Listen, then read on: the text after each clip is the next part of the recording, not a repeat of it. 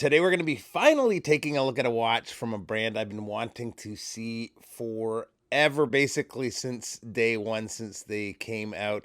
The brand is Sherpa watches. The watch is the Ultradive, and I have one of their newer models, the Sun, and this did not disappoint. Huge thanks to Martin over at Sherpa for giving me the opportunity to get some time with the watch. So let's get to it and check it out. All right. Now, if you are not familiar with the story behind these, the watches pay tribute to and are inspired by the Enocar ultrasonic watches used in a 1956 expedition to Mount Everest and Lhotse by Albert Egler and his team. As is usual there, the expedition was aided by local Sherpas, and Enocar ended up using the name Sherpa for the line, which continued all the way into the 80s. A few years back in 2019, Martin Klock, an Enocar enthusiast and also an engineer from Germany, revived the design under Sherpa watches. I've been following the journey from fairly early on, but this was in town as a nominee for one of the the Timepiece World Awards recently at the Toronto Timepiece Show, and I got lucky to get a few days with it before it heads back home.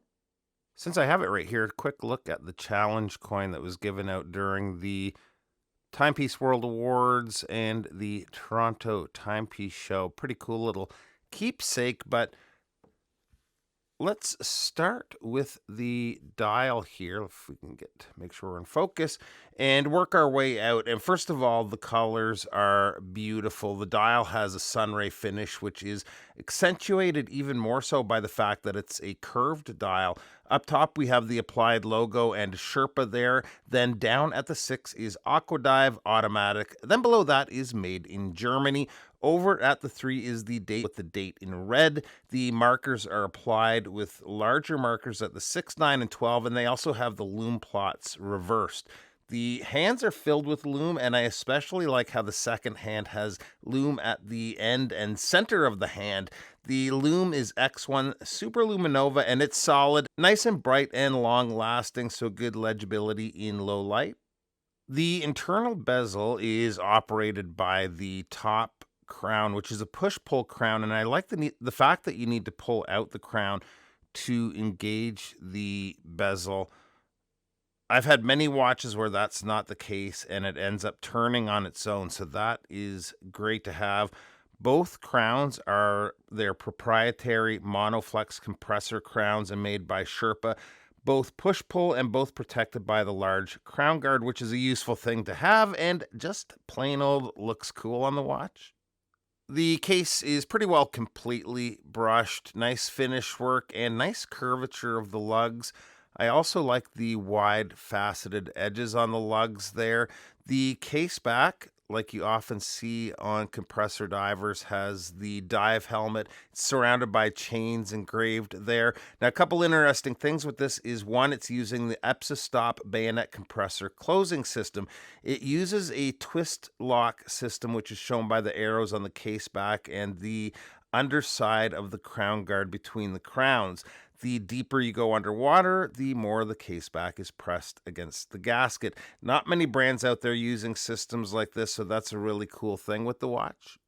Another highlight with this is the movement. It's running on the Mantramatic MM01, which may sound like a little bit of a strange name for a movement if you've never heard of this before, but it is based on the Sellita SW200, and on the seconds and escapement wheels are engraved 2 Tibetan Buddhist mantras used in the Himalayas and Sherpa areas of Nepal. So this, they say, is the first spiritual complication ever put in a watch. The strap is a really cool pairing for the watch. Good look. It complements the color of the cream tone of the lume on the dial. It is made with vulcanized rubber and also has quick release spring bars. Like the rest of the watch, no parts bin components here. The buckle is signed Sherpa. Lots of detail with it, including the hollowed out sides. Size on the watch comes in at a case width of 42.6 millimeters, including the crown guards. Take the crown guard away and it's right around 40 millimeters. The lug to lug is 49.2 millimeters. Lug opening is 20 millimeters and the thickness is 12.9 millimeters, including the AR treated sapphire. Water resistance is 200 meters. And here it is on my 7¼ inch wrist, and what a beauty. Love the asymmetrical look with the crown guards. As for price, MSRP is $6,800 USD, which seems a little up there for a watch with a Sellita-based movement, but I think the costs go into the engineering and production of all the custom components it takes to put together a watch like this. Really glad to finally get some time with one of their watches. It's been a great wearing experience overall, and look forward to see what Sherpa does next. Link to their site will be below. Appreciate you taking a few minutes to stop by, and we'll see you real soon. Bye-bye.